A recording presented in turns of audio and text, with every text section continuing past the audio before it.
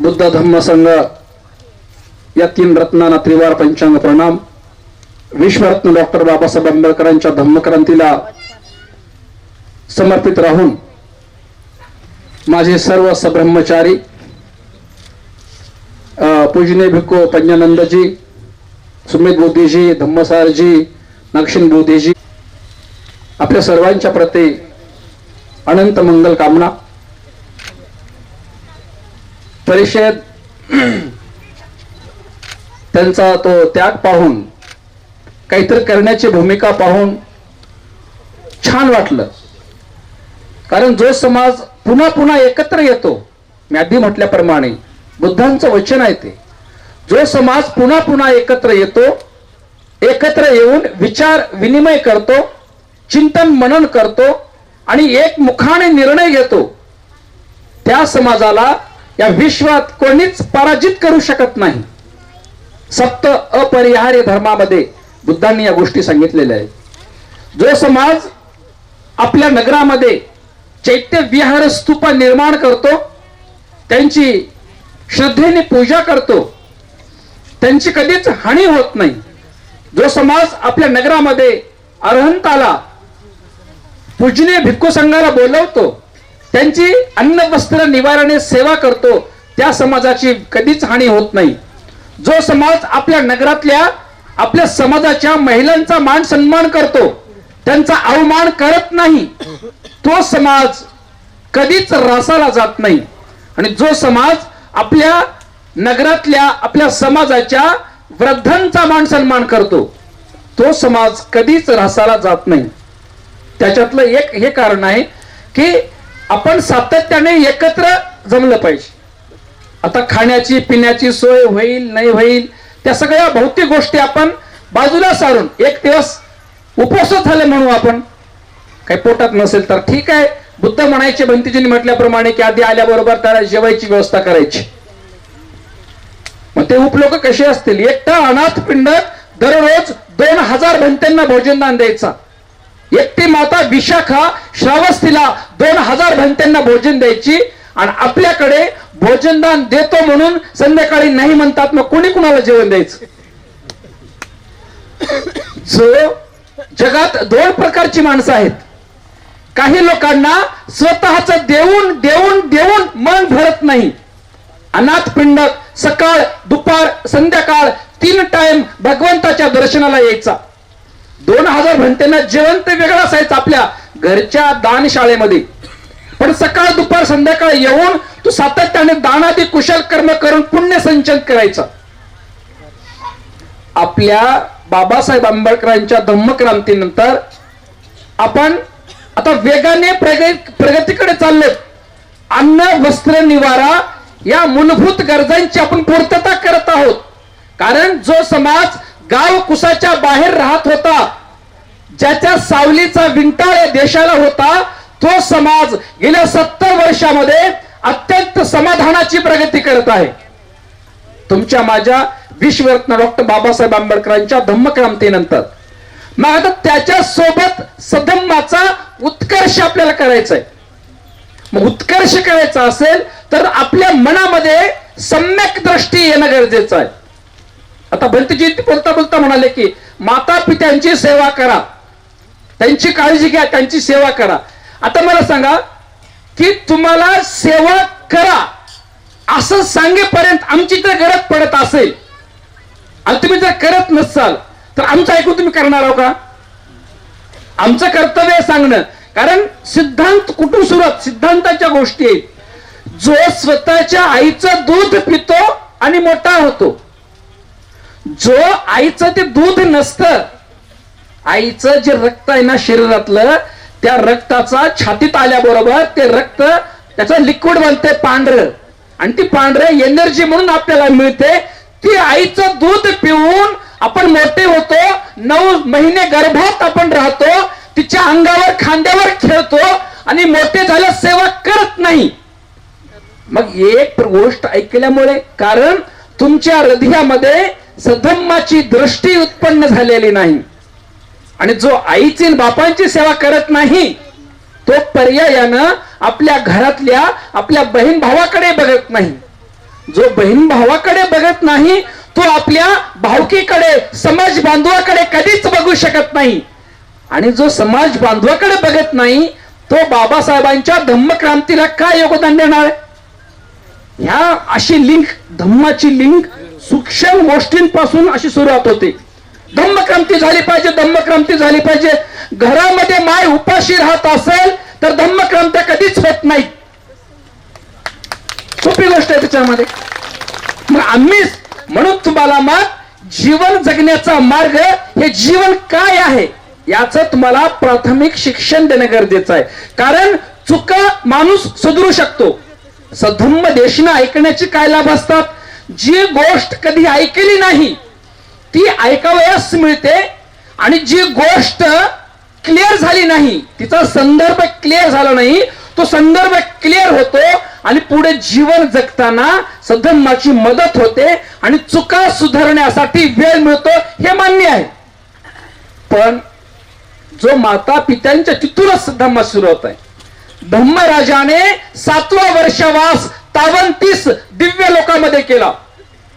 या 31 ब्रह्मांडामध्ये जो एक आहे, 7, 4, 6 देवलोक आहेत, एक ब्रह्मलोक 16 आहेत, 4 अपाय भूम्या आणि 5वा मनुष्य. या 31 लोकांमध्ये जेव्हा बुद्धत्व प्राप्त झालं तेव्हा धम्मराजाने 7वा वर्षावास 53 दिव्य लोकांमध्ये केला.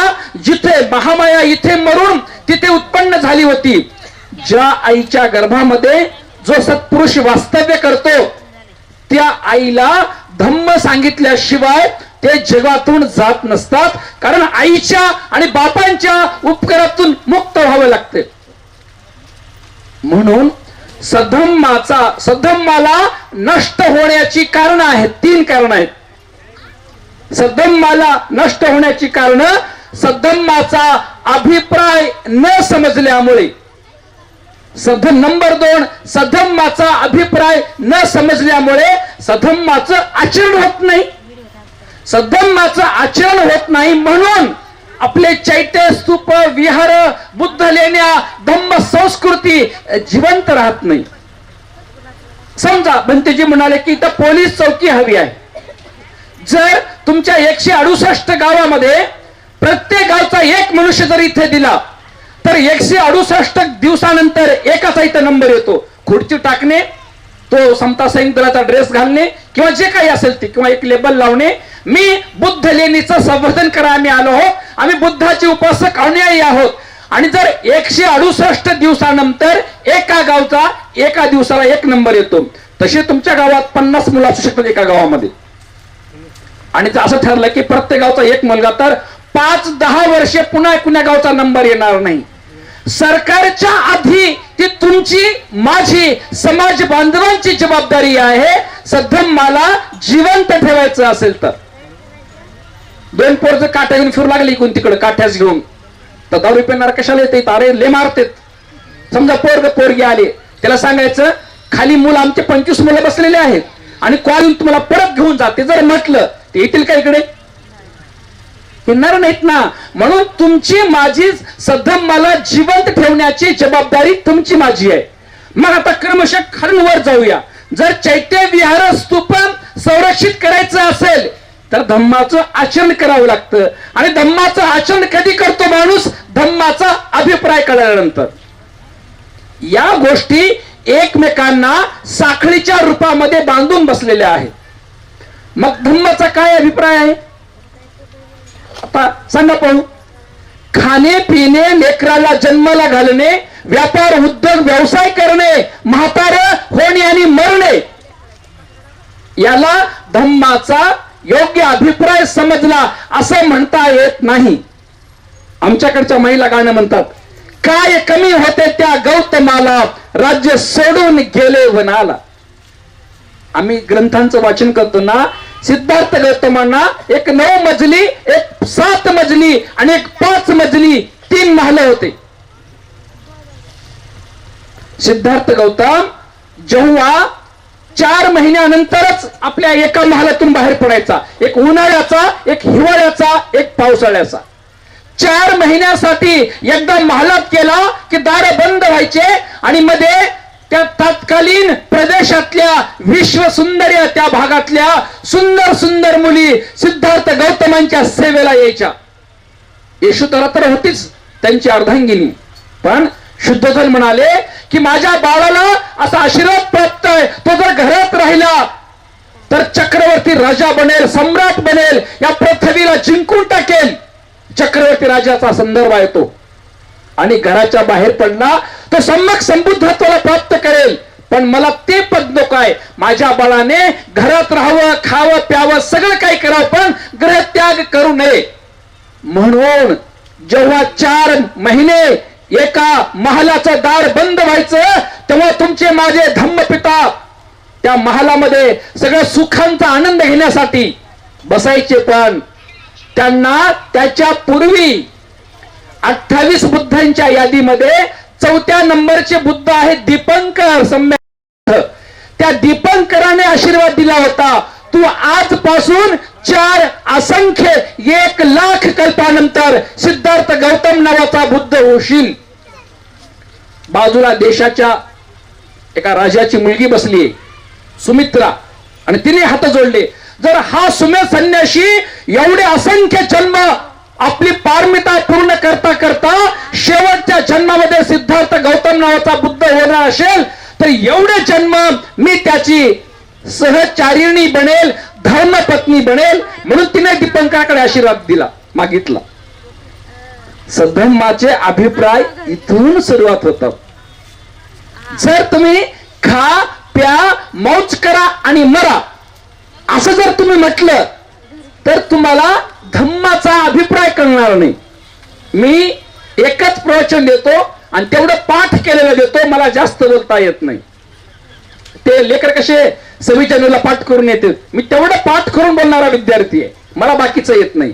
कारण तो धम्माच्या अभिप्रायाकडे आम्ही वाटचालच करत नाही. नाहीतर या जातीचा इतका मला अभिमान वाटतो, कधी मागेही कुणी नाही, आम्हाला पुढेही कुणी नाही. एकटी बौद्धांची जात तत्कालीन महार लोकांना धम्म दिल्यानंतर तुम्ही एकटे धम्माचा रथ तुम्ही ओढताय. कोणतं नियोजन आमच्याकडे, खाण्याला पिण्याला सगळं आमच्याकडे, काही नसताना सुद्धा हे सगळं आम्ही पण ओढत आणलेलं आहे. नाहीतर यात्रा असो, कोणत्या काय जत्रा काही असो, नाना जातींचे लोक समूहाने एकत्र येतात आणि उत्सव करतात. पण तुम्हाला मी आपल्या समाजाला आपण एकमेकाला आहोत.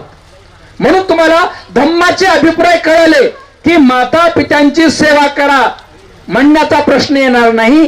कारण पुढे तुमचं दुःख वाढून ठेवलेलं आहे.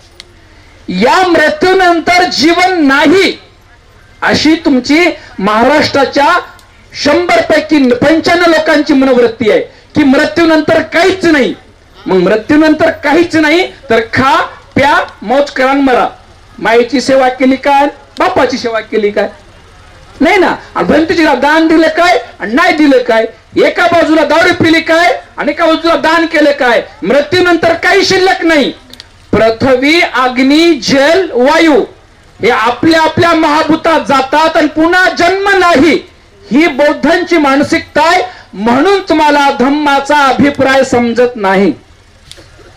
दीपंकरांचा आशीर्वाद सिद्धार्थ गौतमाला 4 असंख्य 1,00,000 कल्पानंतर तू सिद्धार्थ गौतम नावाचा बुद्ध होशील.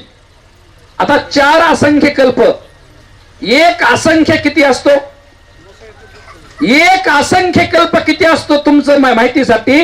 एक आकडा काढायचा आणि एकावर 140 शून्य लावायचे. एकक दशक शतक हजार 10,000 जे काही आकडा आता म्हणत बसा.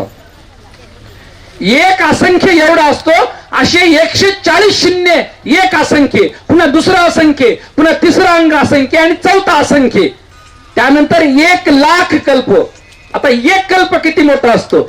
1 कल्प म्हणजे 10 किलोमीटर लांबी रुंदी खोली. 10 किलोमीटर लांबी रुंदी खोली पूर्ण गोदाम बांधायचा. त्याच्यामध्ये मोहरा टाकायच्या, भाजीच्या मोहरा, सरसो.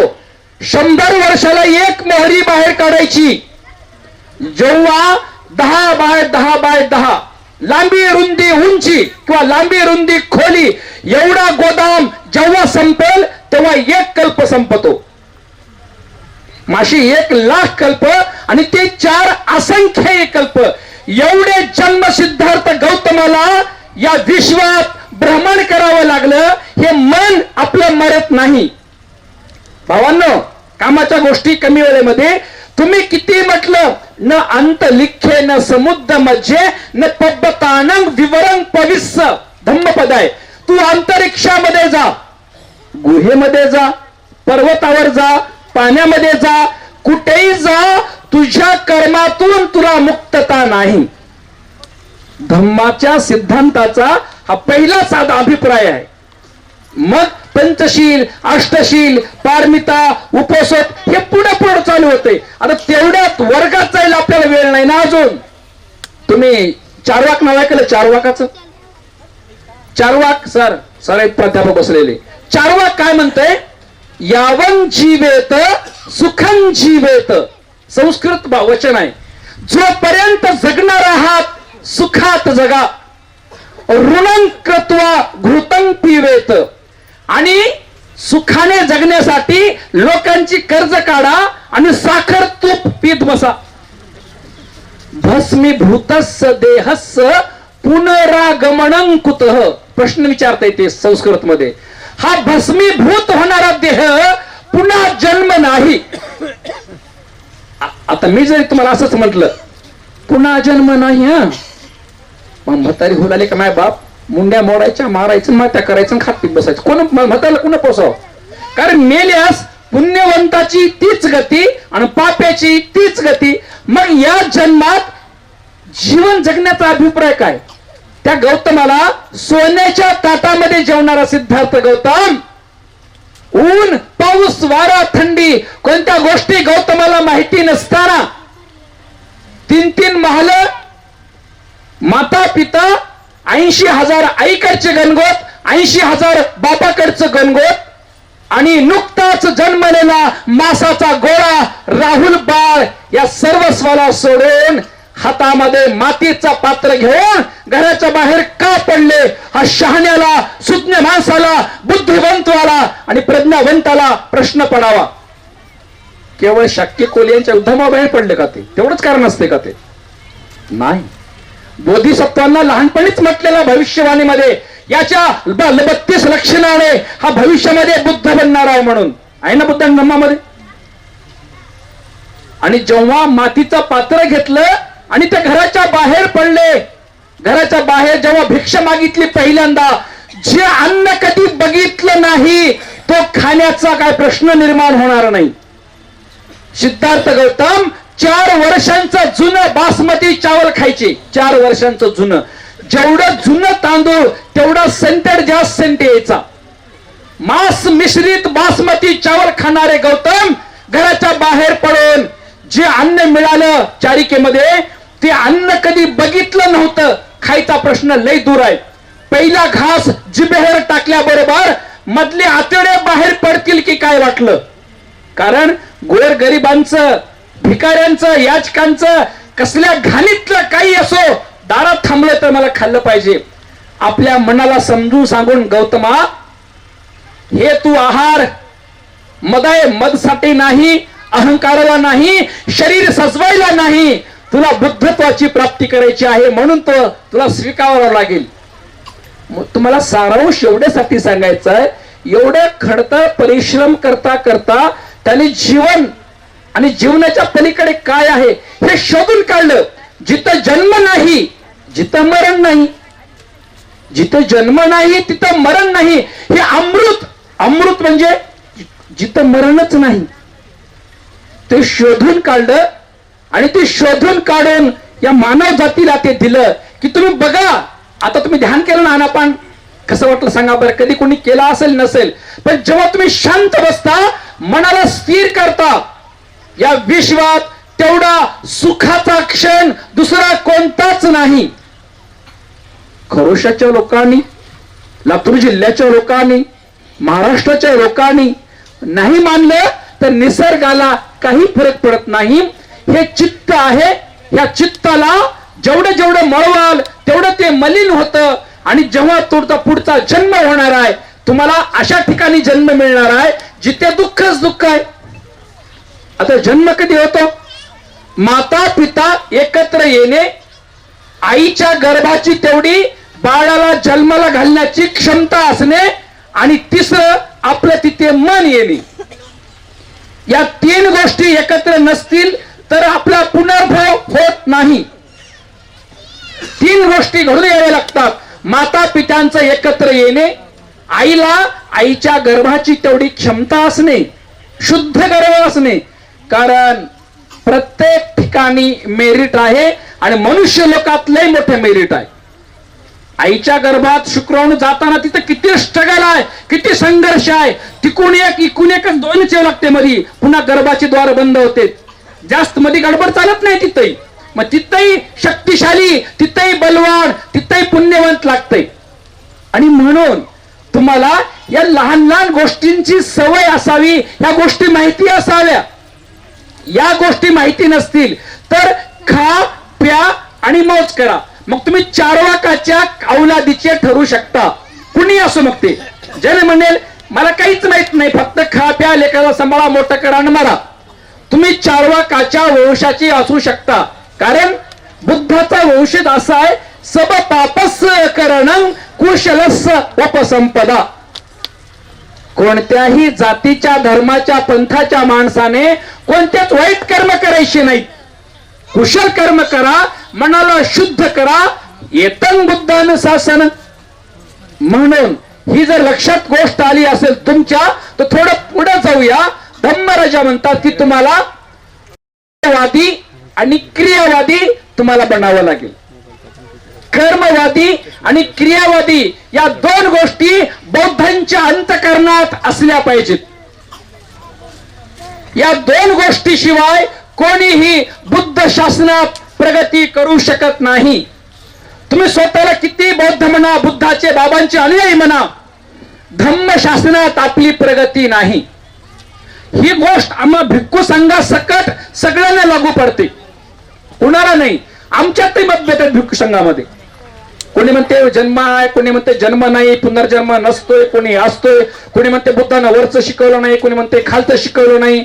म्हणजे जोपर्यंत तुम्हाला सधम्माचा अभिप्राय लक्षात येत नाही.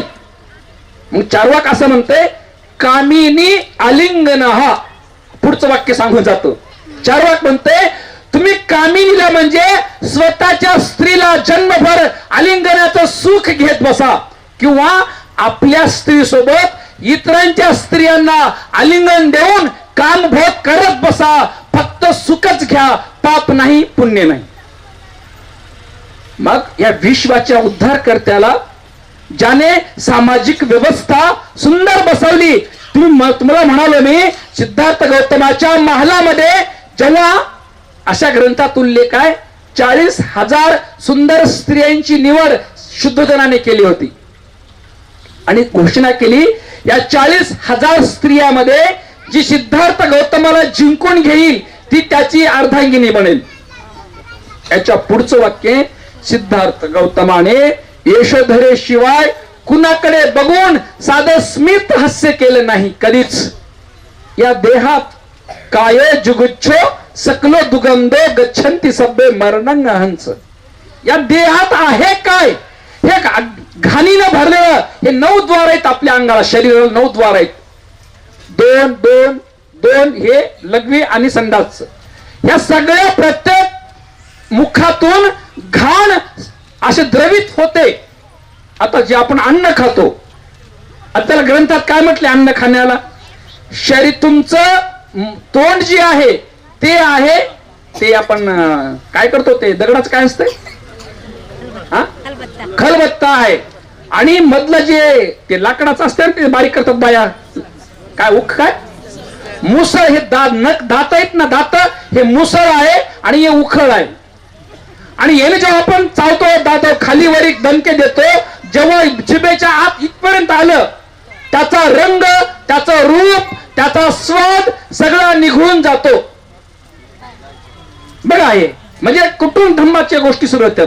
आणि जेव्हा फक्त आपल्या जिभेच्या चोचल्यांसाठी, जिभेच्या चवीसाठी आपण जेवढं खातो, तेवढं मीठ जास्त खाल्लं की इकडे बीपी होतंय, मसालेदार खावा वाटते, पोटाचे विकार होते. म्हणजे तुम्हाला सिद्धांत आला की हे माझ्या शरीराला ऊर्जा देण्यासाठी मला अन्नाचं ग्रहण करायचंय, तुमच्या माझ्या धम्मपिताने मिळत ती भिक्षा खाल्ली ना.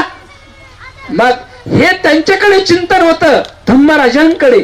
म्हणून तुम्हाला कर्मवादी आणि क्रियावादी तुमच्या अंतःकरणात या दोन गोष्टी कोरा. कर्मवादी म्हणजे यंग यंग कम्मंग करिसामी कल्याणंग वा पापकंग वा तत्संग दायादो भविष्यामिती. आम्हाला बाहेरच्या गोष्टी तुम्ही बघा, युट्यूबला बघा, इंदोरीकर महाराजाचं कीर्तन चालतंय, त्याला म्हणते विनोदाचार्य. परमार्थ करदी विरोधात असू शकत नाही, मग तो हिंदू बांधवांचा असो की बौद्धांचा असो. या विश्वातल्या माणसांना दुःखातून बाहेर काढण्यासाठीच या सधम्माचा परमार्थाचा अर्थ सिद्ध झाला पाहिजे. आम्हाला तर लय येतं आमच्याकडे जोक सांगा, तुम्हाला लिस्ट जर काढली आणि एक एक घंटा तर तुम्हाला हसून जातो आम्ही. पण बुद्ध म्हणतात ती परिषद नाही जिथे तुम्हाला धम्म प्रकंपनाचा धम्म संवेगाचा लाभ होत नसेल. हसण्यावादी हसणे म्हणजे परिषद नसते. तुम्हाला जन्म मरण्याच्या बाहेर काढण्यासाठी जिथे धम्माचं प्रतिपादन केलं जातं त्याला परिषद असं म्हणतात. म्हणून कर्मवादी बनायला शिका. आता मायबापाची सेवा करा म्हणण्यापेक्षा तू तुझ्या कर्मांसाठी चांगलं कर, कारण यंग यंग कम्मंग करिसामी, जे जे कर्म करेल त्याचा वारस मी बनेल. माता पिता हे माध्यम आहे तुझ्या पुण्य पारमीला पुष्ट करण्यासाठी, कारण जीवनाच्या अंतिम श्वासाला प्राप्त होण्यासाठी. आणि जेव्हा त्या अभिची नरकाचं दुःख आहे, पशु पक्ष्यांच्या जन्माचं दुःख आहे, या सगळ्यात प्रेत योनीतलं दुःख आहे, हे दुःख स्वतःला तुम्हाला मला स्वतःच्या चित्ताला भोगायचंय. तिथे माता नतंग माता पिता कैरा अन्य बापीच ज्ञातका. जेवढं चांगलं तुमचे मायबाप तुमचं करू शकत नाहीत, तुमचं गणगोत करू शकत नाही, तेवढं चांगलं पवित्र मार्गाला गेलेलं तुमचं मन करणार आहे. मायबापासाठी हे करायचं नाही. ज्या दिवशी तुमच्या लक्षात ही गोष्ट आली त्या दिवशी तुमच्या आणि आपल्या धम्माच्या दृष्टीने अत्यंत गौरवाचा तो दिवस असेल. सम्राट अशोकाला तिकडून निरोप आला श्रीलंकेवरून की आता भिक्खुनी संघाची स्थापना करायची आहे त्या देशामध्ये, आपण यावं. महेंद्राने निरोप पाठवला. अशोक राजाने बुद्ध गायची ते बोधी वृक्षाची फांदी घेतली, गुजरात मार्गे आपल्या मुलीला नावेत बसवलं, भिक्खुनी संघ सोबत दिला आणि छातीभर पाण्यामध्ये राजा अशोक गेला आपल्या बाळाला संघमित्रेला सोडायला. आणि हात जोडून बोधी वृक्षाला आपल्या संघमित्रेला तिच्या नावेला बघत बघत थांबला. जोपर्यंत ती नाव आपल्या डोळ्याच्या आड गेली नाही, हात जोडून माझी संघमित्रा चालली, या विश्वाचा एक छत्री सम्राट असणारा माझा महेंद्र माझी संघमित्रा मी सधम्माला दान केली म्हणत असं समुद्रात गाळत थांबला हात जोडून. म्हणून त्याने काही त्याचा सिद्धांत काय त्याचा म्हणला असता, महेंद्रा अरे जाऊ दे पुढचं कोण बघितलं, ये 5-10 बायका कर, आपण 50 लेकरं पैदा कर म्हणला असता. संघमित्रे तू नाजूक आहेस, सुकुमार आहेस, जाऊ नको, धम्म गेला तिकडे जाऊ दे, आपल्याला काय घेणं नाही धम्माचं. राजा अशोकाला लेकराप्रती कर्तव्य नाही, आपल्या स्वतः प्रती. आणि महाकाश्यप भंते बुद्धांचे तिसरे शिष्य आहेत सारीपुत्र, मोगलेन आणि महाकाश्यप भंतेजींनी भगवंताला वंदन केलं कुशीनगरला, तेव्हा आपोआप चिता पेटली.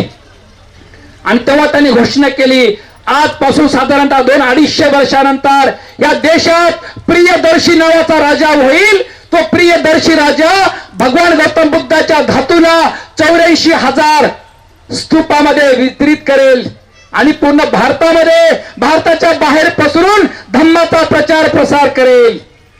धम्माचे सिद्धांत, धम्माचे अभिप्राय माऊल्यानो तुमच्या अंतःकरणात कोरा. अशोकाला बाळाबद्दल प्रेम नव्हतं का, पण धम्माचा आणि स्वतःच्या कर्माचा सिद्धांत त्याला माहिती होता. या गोष्टी जोपर्यंत तुम्हाला कळणार नाही तोपर्यंत तुम्ही किती म्हणा मी धम्माचं चक्र पुढे नेतोय, अजिबात तुम्ही नेऊ शकत नाही. कारण धम्माचा अभिप्राय समजणे, धम्माचं आचरण समजणे आणि धम्माचे संस्कृती जिवंत ठेवणे तुम्हा लोकांची जबाबदारी आहे. त्या बुद्धगयेला तुम्ही पाहिलं असेल, एक माझंच राष्ट्र आहे. आता आलं काय करू मग, आता तुम्ही उशिरा थोडा आल्यामुळं तुम्हाला बुद्धगयेला पहा माऊल्यांनो. बुद्धगयेला एक बाई आली आणि तिनं सांगितलं, या बुद्धगयेला मी 300 किलो सोनं लावणार आहे. आपल्या मशिनी आल्या, आपलं सोनं आणलं, तुम्ही युट्यूबला बघा, 300 किलो सोनं तिनं वर लावलं. ती म्हणली वर पासून खालीपर्यंत किती हजारो टन लागू द्या, या बुद्धाला मी सोन्यानं मडवते. पुरातत्व भागाकडे असल्यामुळे तेवढंच लावू दिलं तिला. आणि बघा ते लोक, तिच्या अंगावर सोनं नाही, नाकात सोनं नाही, गळ्यात सोनं, कुठे सोनं नाही. ते बुद्धाला एवढं, कारण त्यांना धम्माचा अभिप्राय त्यांना कळालेला आहे. राजा अशोकाचं चारित्र्य वाचताना माझ्या डोळ्यातून पाणी येतं. माझा अशोक किती किती गुणवान असेल, कारण त्याने पूर्ण भारतात धम्माचा प्रचार केला.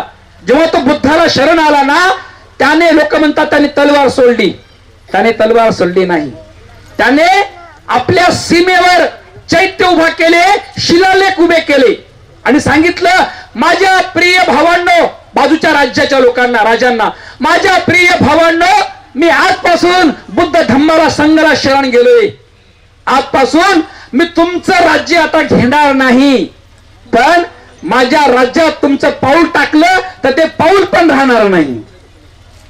बघा, त्याने शस्त्र सोडलं नाही, त्याने धम्माचं त्यांनी राज्य केलं, कारण त्यांना धम्माचा अभिप्राय योग्य कळालेला होता. अनाथ पिंडकाला धम्म कळाला. अनाथ पिंडकाने 54 कोटी अंतरले, 54 कोटी अंतरून भगवान बुद्धाला 10,000 भिक्खू संघ असेल एवढे विहार उभं करून दिलं. त्याला धम्माचा अभिप्राय त्याला कळालेला. बघा, आता ते कमीत कमी महाराष्ट्रात, देशामध्ये एक बहीण जी आहे मायावती, जे भिक्खू संघाला बोलवून संघदान करते. हे काय वाचतंय भाऊ? बहीणजी भिक्खू संघाला 10, 20, 30, 50 भंतेला बोलवून हात जोडून, बहीणजी कोणी महाराष्ट्रात करत असेल, मला तेवढं काही अजून आयडिया नाही, माझा अभ्यास कमी आहे, आणि करत असेल तर साधुकारच ते पात्र आहेत. म्हणजे त्या परंपरेमध्ये जोपर्यंत तुम्ही भिक्षू संघाला, बुद्धाला, धम्माला, संघाला सर्वश्रेष्ठानी मानत नाही, तोपर्यंत तुमचा उद्धार होणे नाही. आणि उद्धार करण्यासाठी कर्मवादी आणि क्रियावादी या दोन गोष्टीवर तुमचं लक्ष असलं पाहिजे. जोपर्यंत तुम्ही कर्मवादी म्हणजे जे जे कर्म करेल त्या कर्माचा परिणाम मला भोगावा लागेल म्हणून म्हणजे कर्मवादी. महाराष्ट्रातल्या बौद्धांना कर्माची चिंता नाही, कर्माची बिलकुल चिंता नाही. खा प्या मौज करा, उद्या मरा, पाप नाही, पुण्य नाही, पुनर्जन्म नाही. चार्वाकाच्या खानदानाकडे लोक पळू लागले. चार्वाकाच्या खानदानाकडे चार्वाक म्हणते कामिनी आलिंगन. हा पुन्हा पुन्हा रिपीट करतोय तुमच्यासाठी मी, ऐकून घ्या, कानाच्या कंटाळ्या बाजूला करा. जन्मभर आपल्या आणि इतरांच्या कामिनीला आलिंगन देत बसा, पुण्यकर्म करण्यात काहीच फायदा नाही. आणि जन्मभर लोकांचे कर्ज काढा, साखर तूप पीत बसा. तुम्ही काय करू लागले? आपण तेच करू लागले ना. ज्या दिवशी तुम्हाला धम्माचा अभिप्राय कळाला, त्या दिवशी तुमच्या कर्मावर आपोआप बंधन यायला लागते. कर्म काय? कायेचे, वाचेचे, मनाचे. ज्या ज्या कायेचे ऍक्टिव्हिटीज आहेत, त्या शारीरिक कर्म आहेत, मानसिक कर्म आहेत, वाचिक कर्म आहेत. या 10 कर्म मिळून कर्म बनतात. दुष्कर्म आणि सत्कर्म बनतात. अलीकडच्या भाषेत तर अजून कुशल कर्म, अकुशल कर्म, अजून वरच्या लेवलला पाप कर्म, पुण्य कर्म. आता पाप आणि पुण्य म्हणलं की लगेच लोक, माझा आरोप आहे, काही गोष्टी तुम्हाला वाईट वाटू द्या, माझा आरोप, कारण या समाजातल्या प्रस्थापित लोकांना, जे की प्रबुद्धवादी आपण ज्यांना म्हणतो, जे की प्राध्यापक लोक असतील, प्राध्यापक लोक, शिक्षक लोक, कर्मचारी बांधव आणि विशेषतः हे लीडर लोक, या लोकांना सधम्मात हे जोपर्यंत विनीत होणार नाहीत, सधम्मात राजा अशोक जिकडे भगवंताची स्तूप आहेत, जिकडे भिक्खू संघ आहे, जिकडे गुरु मोगली पुत्र तिस्सा आहे, तिकडे पाय करून अशोक राजा कधी झोपायचं नाही, कारण ते माझे सर्वस्व आहेत असे ते लोक समजायचे. बुद्धांच्या काळामध्ये आश्वजित भंतेजीमुळे सारीपुत्रांना धम्म मिळाला. सारीपुत्र भंतेजींना, जे भगवान बुद्धाचा पहिला पॉवरफुल भिक्षू आहे सारीपुत्र, पण आश्वजिताकडनं धम्म मिळाल्यामुळे ज्या बाजूला सारी आश्वजित आहेत तिकडे सारीपुत्र पाय टाकून कधी झोपत नसतात. आजही आशिया खंडातले लोक या जम्बू द्वीपाकडे हात जोडून तीनदा वंदन करून आपापल्या घरी झोपतात, या भारत भूमीत मला जन्म मिळावा म्हणून. म्हणून या जे प्रबुद्धवादी लोक आहेत यांना सधम्माची ट्रेनिंग मिळणं गरजेचं आहे. एकाने प्रश्न केला पयानंदजी की भारत बौद्धमय कधी होणार आहे. आम्ही उत्तर दिलं, ज्या दिवशी महाराष्ट्रातल्या आणि भारतातल्या बौद्ध बायांना वाटेल की माझा पहिला बाळ मुलगा झाला तर मी भिक्खू संघाला अर्पण करेन, त्या दिवशी भारत बौद्धमय झाला. मी श्रीलंकेला गेलो पंतजी पयानंदजी, तिथे घराघरात तिथं गर्भवती बाया विहारात येतात, बाळातीन होईपर्यंत टोपलीवर फुलं घेतात, त्यांचे विहार लय मोठे मोठे असतात निसर्गरम्य. तिला विचारलं, ताई तुमची काय इच्छा आहे? म्हणे भंतजी मला भविष्यात 2 बाळ व्हावेत आणि 2 मुलं जर झाले तर एक मुलगा मी भिक्षू बनवेन आणि एक मुलगा मी सैनिक करेन, मिलिटरीत पाठवेन, म्हणजे माझ्या देशाची सेवा करायला, आणि एक धम्माची सेवा करायला. श्रीलंकेमध्ये जर बाई कुणे भंतेला कुठे जर भेटली हात जोडते आणि पहिला प्रश्न विचारते, भंते तुम्ही जेवण केलात का आणि तुमचं आरोग्य कसं आहे? माझ्या डोळ्यातून पाणी येतं तसं म्हणलेलंच बाया, कारण त्या बाईला माहिती आहे माझंही बाळ कुठंतरी बुद्धाचं चिवर घेऊन धम्माचा प्रचार करत असेल आणि ते बाळ कुठे जेवलं असेल का नाही, त्याचं आरोग्य असेल कसं नाही, तिला प्रश्न पडते त्या भागामध्ये. म्हणून ती प्रत्येक भिक्षूला आपल्या पोटचं बाळ समजते ती बाई. राजा अशोकाने 10,000 म्हणजे चुकलेल्या भिक्षूंचे चिवर काढले होते. कुणाला अधिकार आहे चिवर काढण्याचा? राजा धम्मदायक पण आहे आणि धम्मदायक पण आहे. राजानं पोटची बाळा धम्माला दिलती, त्याला नैतिक अधिकार आहे. माय बापानो, तुमची बाळ सकाळी 10 पर्यंत उठत नाहीत, सगळ्यांची नाही, अपवाद असतील चांगले पण ते साधुकाला प्राप्त आहेत. तुमची बाळ 10 पर्यंत उठत नाहीत, गुटखे खातात, दारू पितात, झोपतात, लोळतात, ऐकत नाही, तरी तुम्हाला प्रिय आहेत. हे काशाय वस्त्र घेऊन घराच्या बाहेर पडलेले, आम्हाला दाढी मिशा सुद्धा फुटल्या नव्हत्या, धम्माच्या या धम्मामध्ये समर्पणाला आम्ही आलो. म्हणून मी म्हणालो, जो समाज आपल्या धर्मगुरूंचा यथोचित मान करत नाही त्यांचा नाश या विश्वात अटळ आहे. कारण ते सधम्माचा अपरिहार्य धर्मातला तो सिद्धांत आहे. 7 गोष्टी सांगितल्या त्याच्यातली ती गोष्ट आहे.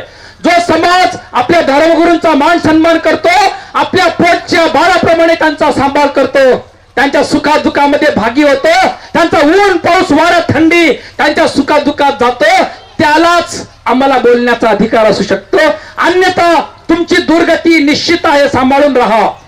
कर्माचा विपाक कुणाला सुटणे नाही. राजा अशोकाचं उदाहरण तुम्हाला दिलं मी. राजा अशोक मरते वेळेस डॉक्टरांनी त्याला अर्धावळा दिला होता. अर्धावळा नीट ऐका. तारुण्यामध्ये माणसं पाप करतात, तारुण्यामध्ये अहंकार करतात. कुणाला धनाचा अहंकार आहे, कुणाला सौंदर्याचा अहंकार आहे, कुणाला श्रीमंतीचा अहंकार आहे, कुणाला आपल्या बाहुबलाचा शक्तीचा अहंकार आहे. राजा अशोक मरते वेळेस डॉक्टरांनी त्याला अर्धावळा दिला होता. अर्धावळा त्याने हातात घेतला आणि राजा अशोक रडू लागला. या विश्वाचा एक छत्री सम्राट असताना, हजारो लाखो भिक्षूंना मी एवढं महादान केलं असताना मरते वेळेस माझी सत्ता अर्ध्या आवळ्यावर आहे. कारण त्याच्या मुलानं नातवानं सगळे अधिकार काढून घेतले होते आणि कमी संगदान सुरू केलं होतं. पण राजा म्हणायचा, हे माझ्या हिश्याचं माझ्या भिक्षूंना वाढा रे, आणि डोळे भरून त्यांचं मला बघू द्या. त्याला श्रद्धा असे म्हणतात. तुम्ही सधम्माला कोणत्या आयामाने बघता? तुम्ही अशोकाचं नाव घेता, आम्ही अशोकाचं नाव घेतो. तुम्ही बाबासाहेबांचं नाव घेता, आम्ही बाबासाहेबांचं नाव घेतो. पण जो दृष्टिकोन आहे, दृष्टिकोन सधम्माचं चिंतन केल्यानंतर, मनन केल्यानंतर तुम्हाला कळू शकतं. मी बंतजी कोल्हापूरला गेलो प्रवचनाला. तिथे एक माणूस मरू लागला होता आणि माणूस मरता मरता त्याचं ब्लडच शुद्ध होईना झालं. काय झालं माहित नाही, डॅमेज, लघवी बंद, संडास बंद त्याची. त्याला घरी आणलं, त्याच्या हात सुजले, पाय सुजले, तोंड एवढं झालं, पोट एवढं फुगलं. मी म्हणली, त्याची बायको म्हणली, बंतेजी वंदना करा, पूजा करा, ह्याला चांगलं मरण यावं एवढी तरी विनंती करा म्हणे. बंतेजी वंदना पूजा केली आणि बाजूला जाऊन बसवले एकाच्या घरी. त्याला म्हणलं, ह्याचं बॅकग्राऊंड सांग म्हणलं ह्याचं. ते म्हणे ह्याला दोनच कामं माहिती होते म्हणे, जंगलात जाणे, पशु पक्ष्यांना त्या जाळ्या धरणे, अन्य कापून खाणे, इकणे आणि समाजात एकमेकाला भांडण लावणे, आपल्या गोष्टी जाऊन गावातल्या लोकांना सांगणे. दोनच कामं माहीत. त्याच्या तोंडातून असं पाणी वापस येत होतं, तोंडातून. मी पहिल्यांदा माणूस बघितला की त्याला मरण करायचं की तोंड पूर्ण भरायचं, संडास लगेच बंद त्याची. मी म्हणजे जिवंतपणे आणि मेल्यास तर तुम्हाला नरक गती आहेच. कारण तुम्ही माना न माना, निसर्गाचे नियम अभेद्यपणे चालू आहेत. म्हणून मरावे परी कीर्तिरूपी उरावे. सधम्मासाठी अरे मुंगी होऊन साखर खायला शिका. जीवनामध्ये अहंकार तुम्हाला नष्ट करणार आहे. म्हणून महाराष्ट्रातल्या सगळ्या प्रबुद्धवादी लोकांना माझं आवाहन आहे, माझ्या भावांनो, 2 पावलं मागे यायला शिका. 2 पावलं. जो 2 पावलं मागे येतो तो 10 पावलं वेगाने पुढे जायला शिकतो. सगळं काही माझं खरं म्हटलात तर नाश अटळ आहे. या विश्वात सर्वज्ञ फक्त बुद्ध असू शकतात. तुम्ही आम्ही चुकू शकतो. प्रेमाला जिंकायला शिका. ज्याने प्रेमाने जिंकले जगा, वीर असा गौतम आहे. वीर कुणाला म्हणतात? तो एखाद्या दुर्बलावर अन्याय करण्याला वीर म्हणतात का? वीर म्हणजे अंगात शक्ती असून दुर्बलावर प्रहार न करता त्याला माफ करणे, याला विश्वात वीर आणि शूरवीर म्हणतात. म्हणून तुम्हाला कर्मवादी आणि क्रियावादी या 2 गोष्टीवर आपलं मुख्यत्व प्रवचन चालू आहे. आणि क्रियावादी नंबर 2चा क्रियावादी. क्रियावादी म्हणजे दुष्कर्मांना त्यागून सत्कर्मात स्थित राहणे. नीट ऐका, लक्षात कोरून ठेवा. तुमच्या किती झाले तुम्हाला या गोष्टींचा भीती राहिली नाही. मी पाहिले एक अहमदुल्ला सर आहे, एक आता रेकॉर्डिंग चालू आहे, काय म्हणता येत नाही. त्यानं मला म्हणलं, ओ म्हणते आम्ही तुम्हाला का दान द्यायचं म्हणे, आम्ही तर बामसपला दान करतो म्हणे, महिन्याला 5,000 वामन मैशाला दान करतो म्हणे. मी म्हणलं त्यालाही करती आपली चळवळ आहे, पण भिक्खू संघाला म्हणजे मला नको. तुझ्या येणाऱ्या पिढीला, तुझ्या लेकरांना, तुझ्या बाळ आदर्श दे. सम्राट अशोकाचा, अनाथ पिंडकाचा, माता विशाखेचा आणि तुमचा माझा धम्मराजाने 7व्या वर्षी आपल्या राहुलाची एक कुरळे केस कापून त्याला चिवर दिलं. सोन्यासारखं 7 वर्षाचं बाळ धावत आलं कपिलवस्तूला, भगवान तुमच्या सावलीत मला राहू इच्छितो भगवान. शक्य वंशी सुगंधी फुलारे राहुला. तुम्हाला गाणे म्हणे सांगा, तबला वाजू गाणी, तोंडाला म्हणे गाणी आहेत का? 7व्या वर्षी बाळ 7 वर्षाचं झालं असताना कुरळे केस काढून सारी पुत्राला त्याला दीक्षा द्यायला लावली. त्याला त्याग असे म्हणतात. आणि त्यागाची भूमिका मौलानो येणार नाही तर येणार. मी मागेही प्रवचन दिलं होते, रेकॉर्डिंग चालू आहे, जास्त काही बोलता येत नाही. मी राजकारणावर मला कळत नाही, मला मतदान कुठं कसं करावं हेच कळत नाही. 21 वर्षी चिवर घेतलं मी, मला ते काही माझा विषय तो नाही. पण मला या त्रिपिटकाचा अभ्यास केल्यास या भारतामध्ये एवढी तेजस्वी, एवढी बुद्धिवंताचा, ज्याला आदर्श आहे, वारस आहे बुद्धांचा, बाबांचा, एवढा क्रांतिकारी आणि एवढा सुंदर समाज कोणताच मला आढळून आला नाही. पण तुम्हाला धम्माचे अभिप्राय कळले नसल्यामुळे बायकोमध्ये, लेकरामध्ये, कांदे आणण्यामध्ये, बटाटे आणण्यातच तुमचं गुंतून गेलेलं जीवन आहे. त्यातून जर बाहेर पडलं तर माझ्या समाजाचं, माझ्या धम्माचं, माझ्या बुद्धाच्या धम्माचं मला जतन करायचं जर म्हणालो आपण, तर एक घास फक्त ताटातला एक घास फक्त बाजूला काढून ठेवा. एवढे घास तयार होऊ लागले असतील, एवढे घास तर काय होणार नाही. मागे व्हिडिओ पाहिला राजरत्न आंबेडकरांचा, 2200 कोटी रुपये महाराष्ट्रामध्ये जयंतीवर खर्च होतात असं त्यांनी म्हटलेलं आहे. खर्च त्या 2200 कोटी मध्ये जिल्ह्याला एक मेडिकल कॉलेज, सर बरोबर आहे का? एक 100 कोटी मध्ये एक तुमचं मेडिकल कॉलेज उभं होऊ शकते. 100 कोटी मध्ये 2200 कोटी, तर दर वर्षाला इंजिनिअरिंग कॉलेज आणि MBBS कॉलेज का उभे करू शकत नाहीत? ही जबाबदारी भिक्खू संघासह आमच्या समाजातल्या प्रमुख नेत्यांची जबाबदारी आहे. जिल्ह्याचा पैसा गोळा करणे, लेकराला भांडवल देणे, व्यापार उद्योग व्यवसायात लेकराला ढकलणे, कोणी नोकरी, सगळं तुम्ही करू शकता. पण हे काय येत नाही. माझं जी काळेगाव, ते लोक मला विरोध करतात कधी नाव का सांगितलं म्हणून, पण सांगून जातो. माझं 30 घर आहेत आमच्या गावामध्ये, 30 घर. त्यांनी म्हणाले की आम्हाला रेकॉर्डिंग पाठवू नका बरं का, युट्यूबला त्या गावात राहावं लागतंय मला.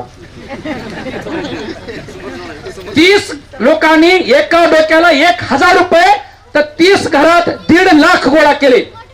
मी म्हणलो, मी रडून आलो कधी कधी, मी कुठे बसून मला रडूच येते कधी कधी. या पैशांचं मला या देशातली 1 नंबरची जात आहेच आणि सिद्ध करायची आहे. आम्हाला अर्थशास्त्रामधून पुढे जायचंय. ते म्हणले एवढे करू नका, नाही करायचं म्हणले. एक बाई उठून म्हणली, करा 2-2 हजार करा, पण चांगली जयंती करा. गपची बसलो. 1.5 लाखातले 70, चिकटे साहेब, 1.5 लाखातला 70,000चा डॉल्बी आणला त्यांनी पुण्याचा. 40,000चा गायक आणला आणि 40,000 राहिलेले जयंतीला मिरवणुकीला खायला घातले, हात माग पुसून बसले. अहमदपूरला मी असं प्रवचन दिलं, जो समाज 30 घराचे 1.5 लाख एका दिवसाला जयंतीवर साजरी करत असतील, त्या समाजाचा नाश भविष्यात अटळ आहे असं म्हणालो मी. सत्यानाश होणार असं बोललो मी बरं का. तर एकाने क्लिप पाठवली की आता महाहिरो असं म्हणले, त्यानं महावीरोचं महाहिरो केलं. महाहिरोचा समाजाला शाप. ही शाप आहे माझा. आहे मी उदाहरण असं दिलं, ब्राह्मणाच्या बाईला डोहाळा लागतो. बाबासाहेब म्हणतात, ब्राह्मणाच्या बाईला डोहाळा लागतो. जिल्ह्याची कलेक्टरची जागा कधी खाली होईल, माझा बाळ कलेक्टर कधी बनेल, गर्भात आल्याबरोबर तिला डोहाळा लागतो. मला त्या कलेक्टरच्या खुर्चीवर बसणारा तुम्हाला डोहाळे लावायचे. तुम्हाला आता तर भंतेजी पयानंदजी 2-2 डॉल्ब्या लागल्या गावखेड्यामध्ये. 2-2 डॉल्ब्या, एक बायेला डॉल्बी, एक माणसाला डॉल्बी. आमच्या अहमदपूरकडे आहे बरं, इकडे नसल, इकडे चांगले असते. म्हणजे बायेनं बायेचं नाचावून आणि त्यांनी त्यांच्या 2-2 डॉल्ब्या, वेगवेगळ्या डॉल्ब्या. काय चाललंय? मी एक वाक्य मागे म्हणालो का सोबत चर्चा करताना, नीट ऐका. मला लोक आमच्या तालुक्यातले म्हणतात हे बीजेपीचा प्रचार करते, RSSचा भंतेजी आहे म्हणते ते. कारण मी ब्राह्मणाचं उदाहरण दिलं ना. बघा ना, तिला डोहाळा ते लागते गर्भात बाळ आल्याबरोबर. तुमचा माझ्या बाबाची फोटो त्या कुठं पाहिली का दिल्लीला, त्या सुप्रीम कोर्टाच्या आवारामध्ये, ते बघून माझ्या डोळ्यात पाणी आलं. तुमचा माझा बाप किती महान असेल, त्यांना देश डोक्यावर घेताय, त्याचे तुम्ही बाळ आहात. तर या व्यवस्थेला मागे सारून 1 नंबरची उच्च विद्वानांची जात तुमची बनली पाहिजे. तेवढी आव्हानं तुमच्या समोर आहेत. म्हणून मला पहिला तालुका वाटला तुमचा, कोणता आहे तालुका? औषधाला, की त्या आमदारांनी प्रत्येक गावाला 5 लाख दिले म्हणे. एवढा तालुका मी सुंदर कुठेच बघितला नाही. त्या 5 लाखात बुद्ध विहार तयार करा आणि सोबत ती ज्ञानाची केंद्र म्हणून उदयास आणा.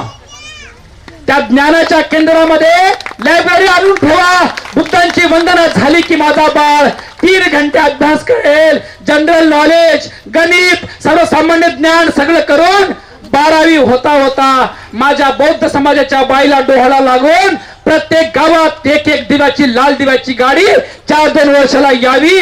तेव्हा भारत बौद्धमय होणार आहे. बरं बनायचंय ते बुद्धांच्या विचाराने तुम्ही बनणार आहात. मौल्यानो, आपापल्या गावच्या जयंत्या करत असताना आता वर्गणी देताना सांगायचं की निम्मी वर्गणी बुद्ध विहाराला आणि ज्ञानाची केंद्र उभा करायला उसूर आम्हाला करायची. आम्ही पैसा व्यर्थ खर्च करणार नाहीत, कारण तुमचे आमचे आदर्श बाबासाहेब आहेत. आमच्या गावामध्ये मातंग समाज आहे आणि त्यांच्या अंत्यविधीला मी जातो, बुद्धाची वंदना करतो त्या मातंग बांधवांची. एवढे लोक माझं ऐकतात. पण तालुक्यात मी कुणाला जाऊन सांगू दुसऱ्या मातंग मागवायला? कुणी अंबामा धुरपत्मा तुमचेच करते तर त्यांचे तर करणारच आहेत लोक, तुम्ही काय करत नाहीत का? मग एवढ्या दलदलीतून त्यांना बाहेर काढणं सध्या शक्य नाही.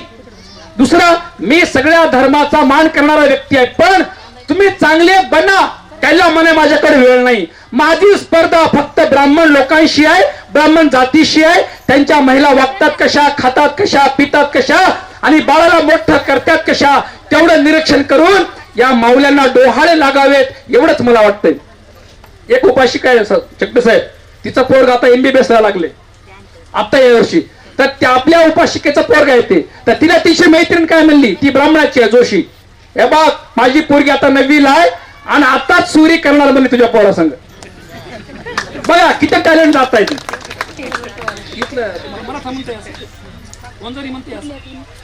इथं सैराट करतात बाकीच, म्हणून दुसऱ्याला बोलायचं नाही ते काय, पण ती जात विनम्र जात आहे, लवकुचित अशी म्हणजे लवचिक जात आहे ती. जिकडे मोक्याचा काल परवा SP आहे ना आपला झालेला लातूरला, लग्न केलं वाटतं ना त्याने, केलं काय लग्न? आणि ब्राह्मणाची मुलगी आहे त्यांचीच आहे का? बघा लगेच ब्राह्मण तिकडे जाऊ जाऊ ब्राह्मण लगेच देतात. म्हणून मावळ्यांनो, काळ वेळ अतिशय धोक्याची आहे. मी कुण्या पक्षाचा नाही, कुण्या संघटनेचा नाही, बरं कुठं नाही, तो खातो, तो घास खातो, जे मीठ खातो ना. माझा समाज, माझ्या महिला, माझे पुरुष, माझा समाज प्रगती पथाला जावं एवढंच आमची इच्छा आहे. म्हणून जे कार्यकर्ते असतील आमचे छट्टे साहेबांसारखे, साहेब तुम्हाला भिक्खू संघाला सोबत घेऊन चालावं लागेल, तुमच्याकडे समाज पाहणार आहे, एकत्र बसावं लागेल, विचार विनिमय करावं लागेल, नाहीतर अंतिम काळ तुम्हाला मला कुणालाही काळ सोडणार नाही. काळाची बंधनं आघात असतात आणि ते मृत्यूपर्यंत आणि मृत्यूच्या नंतर सुद्धा तुम्हाला सोडत नाहीत. बुद्ध राजा एक शेवटचं वाक्य बोलले, तेवढं बोलणार आहे. धम्मराजा म्हणाले, 4 गोष्टींना कधी कमी समजू नका. अग्नी छोटा आहे म्हणून कमी लेखू नका. छोट्या चिंगारीने मोठाले गाव, जंगल, वन पेटू शकतात, है ना. सापाचं लहान पिल्लू आहे त्याला कमी समजू नका, कारण असं म्हटलेलं आहे, मी विज्ञान वाचत होतो काल, प्राणीशास्त्र. सापाचं मोठं परिपक्व साप कधी कधी विष कमी सोडतो, त्याला प्रमाण माहिती असतं किती सोडावं कधी कधी, पण सापाच्या पिल्ल्याला विषाचं प्रमाण किती सोडावं हे माहिती नसते. म्हणून मोठ्या सापापेक्षा लहान साप जास्त खराब असू शकतो, है ना. म्हणून राजाचा मुलगा राजकुमार, राजकुमाराशी कधी वैरत्व करू नका. जेव्हा तो राज्याभिषेक करेल तेव्हा तुमचा बदला बुद्ध म्हणतात. आणि भिक्षू बुद्धाचा पुत्र आहे, तो लहान आहे मोठा आहे असं म्हणून कधी त्याच्या नादाला लागू नका, असं ग्रंथात लिहिलंय. भिक्षूंचं जे अंगातलं चिवर आहे ना, हे अग्नी आहे, त्या अग्नीचा सन्मान करायला शिका, अन्यथा पिढ्या बर्बाद होतात. हा सिद्धांत आहे धम्माचा. एक पिढी नाही बरं बुद्ध, कारण एच बुद्धा एच धम्मा एच संघ अतीताच यांकींची रत्न लोके रत्न बुद्धं धम्मं संघं. या विश्वात तुमचं बुद्ध धम्म संघ शरण स्थान आहे. म्हणून आपल्या बाळांना घडवा, बाळाला पंचशिला पाठ करायला द्या, वंदना पाठ करायला द्या. संध्याकाळची बाळांची एका टायमाची जेवण बंद करा. बाबांचा चेहरा दूध पाजताना बाबांच्या चेहऱ्याकडे, बुद्धांच्या चेहऱ्याकडे बघायला शिका. धार्मिक बना, सदाचारी बना, विनम्र बना. या सत्यवचनाने तुम्हा सर्वांचं मंगल हो, तुम्हा सर्वांचं कल्याण हो. बुद्ध धम्म संघाचा आशीर्वाद या महाराष्ट्रातील माझ्या तमाम बुद्ध अनुयांना प्राप्त व्हावा. तुमच्या अंतःकरणामध्ये प्रज्ञा प्राप्त व्हावी, तुमची सद्बुद्धी जागृत व्हावी आणि तुम्हाला उच्च या देशाला तुम्ही घडवावं एवढी सदिच्छा व्यक्त करतो. इथेच थांबतो. भवतु सब्ब मंगलम, भवतु सब्ब मंगलम, भवतु सब्ब मंगलम.